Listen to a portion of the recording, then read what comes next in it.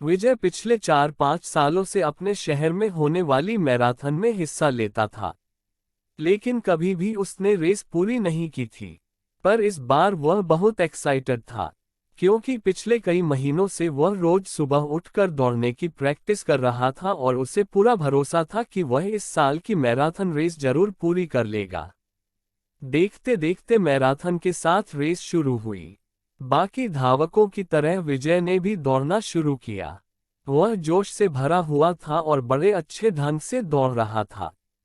लेकिन आधी रेस पूरी करने के बाद विजय बिल्कुल थक गया और उसके जी में आया कि बस अब वहीं बैठ जाए। वह ऐसा सोच ही रहा था कि तभी उसने खुद को ललकारा, रुको मत विजय, आगे बढ़ते रहो। अगर तुम दौड़ नहीं सकते तो कम से कम जाग करते हुए तो आगे बढ़ सकते हो, आगे बढ़ो। और विजय पहले की अपेक्षा धीमी गति से आगे बढ़ने लगा। कुछ किलोमीटर इसी दौड़ने के बाद विजय को लगा कि उसके पैर अब और आगे नहीं बढ़ सकते। वह लड़खड़ाने लगा। विजय के अंदर विचार आया, अब बस। फिर विजय ने खुद को समझाया, रुको मत विजय, अगर तुम जाग नहीं कर सकते तो क्या, कम से कम तुम चल तो सकते हो, चलते रहो। विजय अब जाग करने की बजाय धीरे धीरे लक्ष्य की ओर बढ़ने लगा। बहुत से धावक विजय से आगे निकल चुके थे और जो पीछे थे वे भी अब आसानी से उसे पार कर रहे थे। विजय उन्हें आगे जाने देने के अलावा कुछ नहीं कर सकता था। चलते चलते विजय को फिनिशिंग पॉइंट दिखने लगा, लेकिन तभी वह अचानक से लड़खड़ाकर गिर पड़ा। उसके बाएं पैर की नसें खींच गई थी।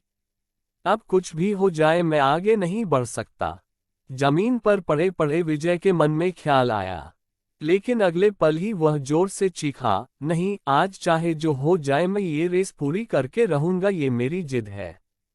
माना मैं चल नहीं सकता, लेकिन लड़खड़ाते लड़खड़ाते ही सही रेस को पूरा जरूर करूंगा। विजय ने साहस दिखाया और एक बार फिर असहनीय पीड़ा सहते हुए आगे बढ़ने लगा। और इस बार वह तब तक बढ़ता रहा जब तक उसने फिनिशिंग लाइन पार नहीं कर ली। और लाइन पार करते ही वह जमीन पर लेट गया। उसके आंखों से आंसू बह रहे थे। विजय ने रेस पूरी कर ली थी। उसके चेहरे पर इतनी खुशी और मन में इतनी संतुष्टि कभी नहीं आई थी। आज विजय ने अपने चलते रहने की जिद के कारण न सिर्फ एक रेस पूरी की थी, बल्कि जिंदगी की बाकी रेसों के लिए भी खुद को तैयार कर लिया था। दोस्तों, चलते रहने की जिद हमें किसी भी मंजिल तक पहुंचा सकती है। बाधाओं के आने पर हार मत मानिए। न चाहते हुए भी कई बार परिस्थिति ऐसी हो जाती है कि आप बहुत कुछ नहीं कर सकते। पर ऐसी परिस्थिति को कुछ भी न करने का क्षमा मत बनाए। घर में मेहमान हैं, आप 8 घंटे नहीं पढ़ सकते, कोई बात नहीं, 2 घंटे तो पढ़िए। बारिश हो रही है, आप 10 कस्टमर्स से मिल सकते तो कम से कम 2-3 से मिलिए। एकदम से रुकिए नहीं, थोड़ा थोड़ा ही सही आगे तो बढ़िए। और जब आप ऐसा करेंगे तो विजय की तरह आप भी अपने जिंदगी की रेस जरूर पूरी कर पाएंगे और अपने अंदर उस खुशी, उस संतुष्टि को महसूस कर पाएंगे जो सिर्फ चलते रहने की जिद से आती है। अभी आपने देखा सिद्धार्थ शंकर की बाल कहानी, चलते रहने की जिद।